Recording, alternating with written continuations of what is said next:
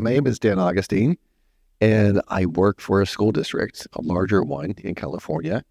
And my presentation is called Troubleshooting in a Hostile Environment. So when I first joined the district, my predecessor, who was a network engineer, left because of health issues. It was too stressful. People were upset. And I really wasn't sure why that was happening until I got there. Exactly. So I was asked to fix a broken network. The network didn't work for anybody, right? It was just like not working, and I wasn't sure why. And also too, I had just come from the private sector doing like pre-sales, doing, SE type stuff. I wasn't really a hands-on practitioner. So this is kind of like, okay, here we go. So anyways, walk into a school and people are viscerally angry at you once they find out who you are. It's like, oh, you're the reason for all my frustration. And then my fellow IT staff, they're just not happy. They're working hard, they're doing a good job, but they're not able to resolve these issues and they're just feeling kind of grumpy. Meanwhile, our WAN provider, completely not helpful. Basically, you open up a ticket and you get the old no problem found, NP, F, right? On anything you submitted. And also everything was old. So in order to fix this, I needed, here's what the experience was at the school site. So you go to the school site and you open up a web browser and you go to, let's say, Google. The first Google page would load. You hit refresh, the second Google page would not load.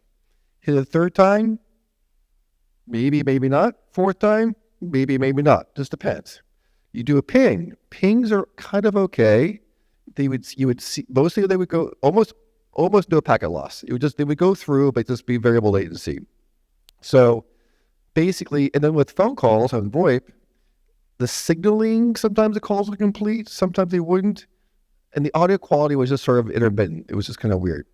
I did some Wiresharks on the areas that I can get access to, and it looked like TCP resets and things like that, but nothing more than that. But basically, here's what the deal was. Every school site had a WAN line. Some schools had like the 600 meg packet, just years ago, had the 600 meg line. Some schools had the 100 meg line. And then our small CDCs for, pre-K, they had a 10 meg line. All those lines went into the carrier network. And then we had 2 different data centers, 2 different ISPs. So for the part that we had access to, it was fine. So basically, the only way we could troubleshoot it, or the other thing we found out was this, is that the carrier's WAN and their managed routers participated in our IGP. So they were part of the same EIGRP domain as everything else. Again, no answers. I got permissions to actually hack the routers so we can see what was in those configurations.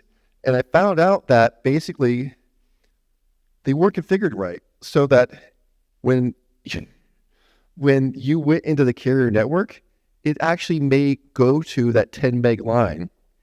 You may be at a high school with that 600 meg line. That traffic would actually go to the 10 meg line and then would head out to the internet. And it just depends, because in that network, you had 100 different routes that were all equal cost. And so it was like, oh my gosh, what's going on here? So then I got permission to bypass the carrier routers. So we ended up just turning off the carrier routers, going directly into the layer 2 network that the WAN provider provided, and things worked out. But that's basically the only reason why that was possible was I had a really good manager. And the manager basically says, I will handle all the politics, both internal, external. You just do your job and fix the thing. And so that's what we did. So basically that's the story of my first issue at the district. Thankfully, things are better now.